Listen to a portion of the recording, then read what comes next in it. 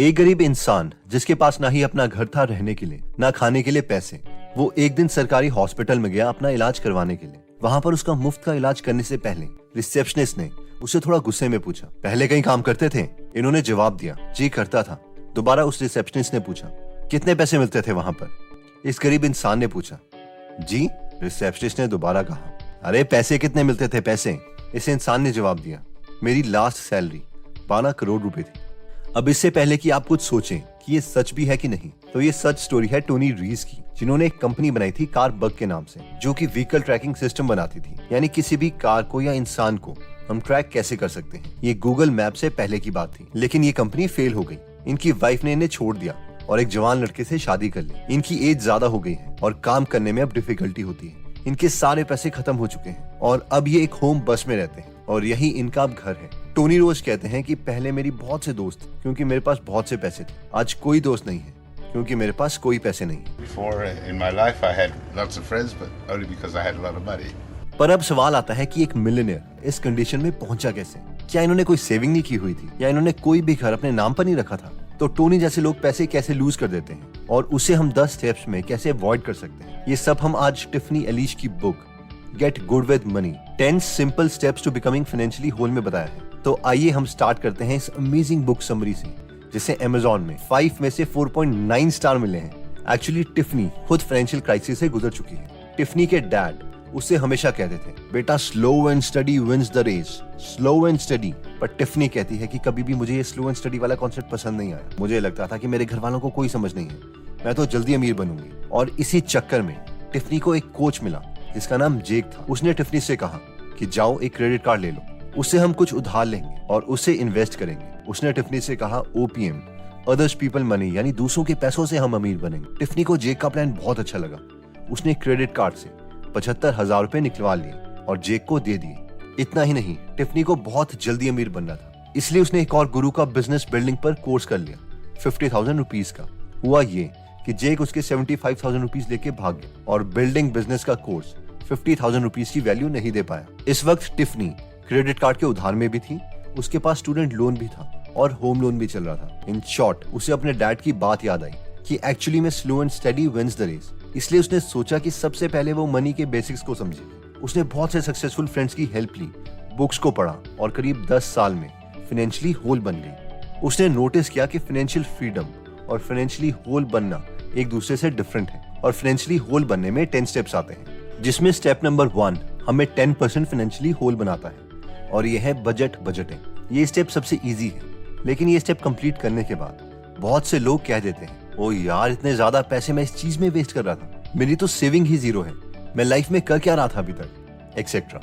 पर टिफनी कहती है कि इस स्टेप से हमें डरने की जरूरत नहीं है। इस स्टेप को हमें सेलिब्रेट करने की जरूरत है कि हम अपनी फाइनेंशियल कंडीशन के बारे में सच में जानते हैं। ये वैसे ही है कि कई बार हमें हेल्थ के लिए भी लग रहा होता है कि कुछ गड़बड़ है, लेकिन फिर भी हम उसका मेडिकल टेस्ट नहीं करवाते और बाद में हमें उसके कंसिक्वेंसेस झेलने पड़ते हैं। इसमें बेसिकली हमें 3 चीजें करनी है। पहली चीज है कि हमें मनी इन लिस्ट बनानी है, यानी हमारे पास टोटल मंथ में पैसे कितने आते हैं। दूसरी चीज, हमें मनी आउट लिस्ट बनानी है, यानी हम किन किन चीजों में पैसे खर्च करते हैं। कई चीजें इंपॉर्टेंट हैं जैसे कि बिजली का बिल, पानी का बिल एक्सेट्रा, और कई चीजें बिल्कुल यूजलेस होंगी। तीसरी चीज, जो भी हम पैसे वेस्ट कर रहे हैं यानी मनी आउट वाली लिस्ट से, उन सब बचे पैसों को हमें सेव करना है। लेकिन ये तभी होगा अगर हम खुद से खुद के पैसों को बचा सकें, और ये तब होगा जब हम इसे ऑटोमेट कर देंगे, यानी पैसे मंथ के शुरू में ही ऑटोमेटिकली बैंक अकाउंट से कट जाएंगे। स्टेप 2 हमें 20% फाइनेंशियली होल बनाता है और ये कहता है कि सेव लाइक अ स्क्विरल। ये हम सबको पता है कि पैसे तो हमें सेव करने हैं, लेकिन हम में से मैक्सिमम लोग ये सोचते हैं कि हमें पैसे इसीलिए सेव करने हैं ताकि बाद में हम उसे खर्च कर सकें। लेकिन टिफनी बोलती है कि हम पैसे इसलिए सेव नहीं कर रहे कि हम उसे खर्च कर पाए, बल्कि इसलिए सेव कर रहे हैं ताकि फ्यूचर में हमारे पैसे उसे और पैसे बना के दें। यानी हमारे 100 रुपए के नोट हमें 10-10 रुपए के नोट बना के दें। तो इससे पहले कि हमारे सेव किए हुए पैसे फ्यूचर में हमें बच्चे पैदा करके दें, हमें उन्हें सेव करना पड़ेगा एक स्क्विरल की तरह, एक गिलहरी की तरह, जो सर्दियों के लिए अपना खाना सेव करती रहती है। इसका बेस्ट मेथड अगेन ऑटोमेशन ही है, ताकि पैसे खुद सेव होते रहें। जितना ज्यादा हमारे लिए सेव्ड पैसे निकालना मुश्किल होगा, उतना ही ज्यादा टाइम तक हमारे पैसे सेव्ड रहेंगे। इसलिए एफडी या आरडी में पैसे सेव करना बेटर है as compared to normal saving account की। स्टेप नंबर 3 हमें 30% फाइनेंशियली होल बनाता है। ये कहता है कि डिग आउट ऑफ डेट। क्या आपको पता है कि किसी भी बैंक का बिजनेस मॉडल क्या है? यानी वो पैसे कमाता कैसे है। जिन्हें नहीं पता तो कोई भी बैंक लोगों से पैसे लेता है जिसके लिए वो उन्हें कम रेट ऑफ इंटरेस्ट देता है, लेट्स से 6%, और उसके बाद उन्हीं पैसों को वो बाकी लोगों को लोन पे दे देता है ज्यादा इंटरेस्ट पे, लेट्स से 11%। तो ये डिफरेंस 11% माइनस 6% इज टू 5%, ये बैंक की कमाई है और ये कंपाउंड होता रहता है। यानी अगर आपने बैंक का लोन देने में एक भी ड्यू डेट मिस कर दी तो अगली बार हमारे इंटरेस्ट पर इंटरेस्ट लगेगा जो हमें कंगाल कर सकता है। इसलिए उधार को खत्म करना एक प्रायोरिटी होनी चाहिए। अगेन, हम अपनी विल पावर से नहीं जीत सकते, इसीलिए डेट पेमेंट को भी हमें ऑटोमेट करना पड़ेगा। अगर हमारे पास 2-3 लोन है और जैसे ही एक लोन हम पूरा खत्म कर देते हैं तो इसका मतलब ये नहीं है कि हम जितने पैसे से उसकी इंस्टॉलमेंट दे रहे थे उस पैसों को अब हम खर्च करने लगे, बल्कि हमें उस लोन की इंस्टॉलमेंट भी अगली बार नेक्स्ट लोन में देनी है ताकि एक एवलांचे इफेक्ट क्रिएट हो और सारे डेट जल्दी खत्म हो जाए। स्टेप नंबर 4 हमें 40% फाइनेंशियली होल बनाता है। ये कहता है स्कोर हाई। जब पहली बार टिफनी एक लड़के से मिली जिससे वो शादी करने वाली थी तो उसने उस लड़के से पूछा, तुम्हारा क्रेडिट स्कोर क्या है? हम में से जिन लोगों को नहीं पता तो हर देश में क्रेडिट स्कोर होता है जो बेसिकली बताता है कि हमारी फाइनेंशियल हालत कैसी है। इसे किसी एग्जाम के मार्क्स की तरह हम इमेजिन कर सकते हैं। इंडिया में हम सिबिल स्कोर मेजर करते हैं जो कि 300 से 900 तक का होता है। 750 से ज्यादा का सिबिल स्कोर अच्छा माना जाता है, यानी अगर हमें लोन दिया जाएगा तो हम उसे रीपे कर सकते हैं, क्योंकि ये एक ऐसा नंबर है जो अकेले काफी एक्यूरेसी तक प्रिडिक्ट कर सकता है कि जिसे लोन दिया गया है क्या उसकी फाइनेंशियल हालत ठीक है या नहीं। उसका मतलब ये नहीं है कि हम लोन ले लें, बस जब हमें अपना सिबिल स्कोर पता होगा तो हमें फीडबैक मिलता रहेगा। हाई सिबिल स्कोर का और क्या फायदा होगा इसके बारे में हम आगे बात करेंगे। स्टेप नंबर 5 हमें 50% फाइनेंशियली होल बनाता है जो कहता है लर्न टू अर्न। टिफनी की एक फ्रेंड थी सैंडी जो कि एक ह्यूमन रिसोर्स मैनेजर थी, लेकिन उसके साथ साथ उसने एक टी शर्ट का साइड बिजनेस खोला था। बेसिकली 20,000 रुपए की इन्वेस्टमेंट से इन्होंने ये बिजनेस स्टार्ट किया और इन टी शर्ट्स को अमेजोन पर सेल किया और करीबन 50 लाख रुपए कमाए। इतना ही नहीं, अब ये स्मॉल बिजनेस स्ट्रैटेजिस्ट भी बन चुकी है जो लोगों को अब यही काम सिखाती है और इससे काफी अच्छा अर्न कर लेती है। इन शॉर्ट, ये साइड हसल्स ही हमें जल्दी फाइनेंशियली होल बना सकते हैं। स्टेप नंबर 6 हमें 60% फाइनेंशियली होल बना सकता है और ये कहता है इन्वेस्ट लाइक एन इन्वेस्टर। अगर अभी हम किसी भी यंगस्टर से पूछें कि इन्वेस्टिंग क्या है तो सबको पता है कि ये एक मेथड है जिससे पैसे से पैसे कमाए जा सकते हैं। लेकिन अगर हम पूछें कि वो इन्वेस्टिंग से कितना कमाना चाहते हैं तो सब के सब वॉरेन बफेट की तरह बिलियनर बनना चाहते हैं। बट ऑथर के अकॉर्डिंग ये एक इडियोटिक थिंकिंग है। हमें इन्वेस्टिंग के लिए 3 स्टेप्स चाहिए। स्टेप 1 हमें ये पता होना चाहिए कि हमें रिटायरमेंट के टाइम अप्रोक्सीमेटली कितना अमाउंट चाहिए। ये एक प्रैक्टिकल नंबर होना चाहिए, करोड़ों रुपए नहीं।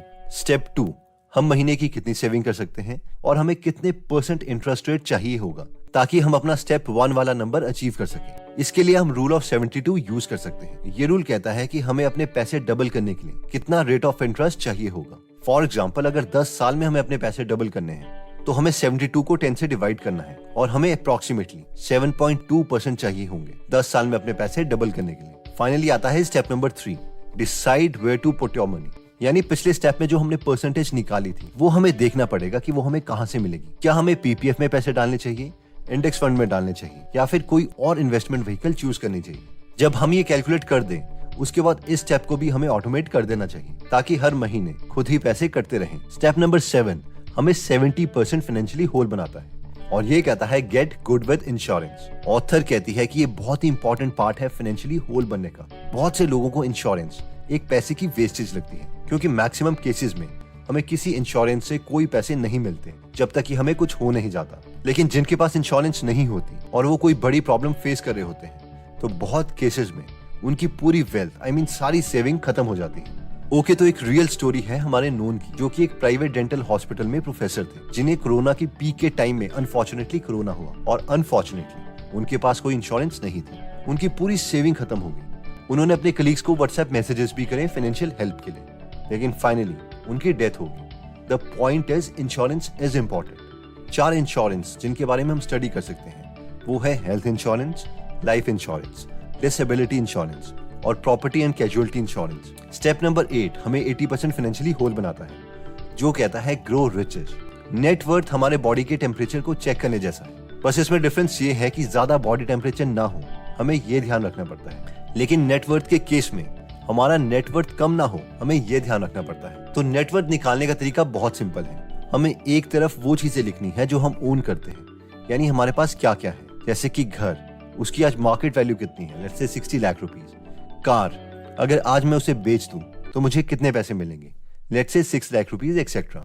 दूसरी तरफ हम लिख सकते हैं कि हम क्या क्या ओ करते हैं, यानी हम पर उधार कितना है, जैसे कि home loan 15 lakh, car loan 2 lakh, education loan 5 lakh etcetera. इन दोनों नंबर को सब्ट्रैक्ट करके जो नंबर आएगा वो हमारी नेटवर्थ है। जैसे कि इस केस में 60 lakh rupees plus 6 lakh minus 15 minus 2 minus 5 is equal to 44 lakh है। अगर ये एक पॉजिटिव नंबर है जो कि इस केस में है, यानी हमारे उधार से ज्यादा हमारे एसेट्स हैं, तो ये अच्छी बात है और हमें सेलिब्रेट करना चाहिए, क्योंकि हम बहुत से लोगों से आगे हैं। हमें बस अब ये कोशिश करनी है कि जब भी हम अपनी नेटवर्थ कैलकुलेट करें तो वो पिछले नंबर से हमेशा ज्यादा हो, ना कि कम।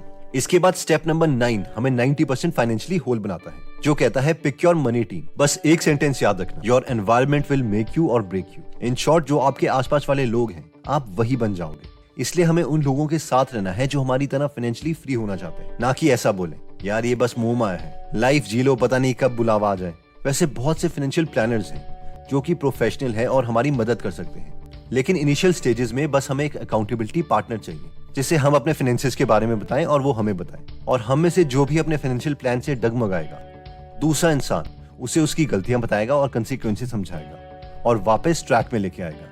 स्टेप नंबर 10 हमें 100% फाइनेंशियली होल बनाता है और ये कहता है लीव अ लीगेसी, यानी इन शॉर्ट हमें ये प्लान करना है कि मरने के बाद हमारी वेल्थ का क्या होगा। अब जैसे ही हम इस स्टेप की बात करते हैं तो 2 रिएक्शन आते हैं। रिएक्शन नंबर 1, हमें डर लगता है क्योंकि हमें अपनी मौत के बारे में सोचना है, क्योंकि मैक्सिमम लोग कभी खुद से भी ये बात नहीं कहते कि हमें मरना है। रिएक्शन नंबर 2, हम ये सोचते हैं कि मेरे पास तो कुछ है ही नहीं, तो मैं ये क्यों सोचूं। तो पहले रिएक्शन का आंसर ये है कि अगर हम वैम्पायर या देवता नहीं है तो हम भी औरों की तरह मरेंगे। और रिएक्शन नंबर 2 का आंसर ये है कि हमने जो पिछले स्टेप में नेट वर्थ कैलकुलेट की थी, हम उसी नेट वर्थ को डिस्ट्रीब्यूट करने की बात कर रहे हैं, चाहे हमारे पास कोई ज्वेलरी हो, कार हो या होम हो। तो फाइनली डिसाइड कि हमें अपनी विल कब लिखनी है और किसको क्या क्या जाना चाहिए। तो वैसे उन लोगों को जल्दी सोचने की जरूरत है जो थोड़े एज्ड हैं, इसलिए मैं आपको ज्यादा अनस्टेबल नहीं करूंगा। फाइनेंशियल होलनेस के लिए ये पॉइंट भी इंपॉर्टेंट है जो हमें किसी न किसी पॉइंट पर सोचना ही पड़ेगा। तो जल्दी से याद कर लेते हैं कि फाइनेंशियली होल बनने के लिए 10 स्टेप कौन से थे। हम 10% फाइनेंशियली होल तब होंगे जब हमें ये पता होगा कि हम पैसे कमा कितने रहे हैं और खर्च कितने कर रहे हैं और एग्जैक्टली किन किन चीजों पर खर्च कर रहे हैं। हम 20% फाइनेंशियली होल तब बनेंगे जब हम हर वेस्टफुल चीज पर पैसे ना खर्च के उन्हें सेव करें और मैक्सिमम सेविंग ऑटोमेशन से ही होगी। 30% फाइनेंशियली होल हम तब बनेंगे जब हम अपने उधार को चुका दें।